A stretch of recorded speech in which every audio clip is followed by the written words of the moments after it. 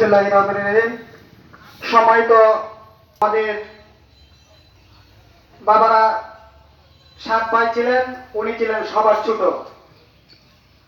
উনি দীর্ঘদিন বললে উনি 2-3 মাস ধরিয়া ক্রনিক লিভার ডিজিজ এবং অ্যাসাইটিস এবং স্টোমাক পাকস্থলী ক্যান্সার এবং ক্রনিক লিভার ডিজিজ রোগে আক্রান্ত ছিলেন।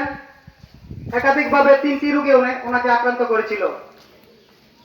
অ্যাসাইটিস রোগটা এমন একটা ভয়ঙ্কর রোগ, যারা লিভার সিরোসিস রোগে আক্রান্ত হয়, আমি ওনাকে যখন কাছে যাইতাম তখন উনি বলতেন, ভাতিজা তুমি কাছে আইলে আমার ব্যথা কমে যা। তখন আমি সারাক্ষণই কিন্তু সর্বশেষ যে 10-15 দিন আমি কাছেই ছিলাম। আমি গত 2-3 দিন আগে ওনার কাছে চাইলে বলতেছে, তুমি কোথাও যাও না, আমার কাছে বসে থাকো, বসে থাকলে আমার ব্যথা দূর হয়ে যায়। ডাক্তার বলছেন যে উনি সিএলডি রোগী, অ্যাসাইটিস হয়ে গেছে।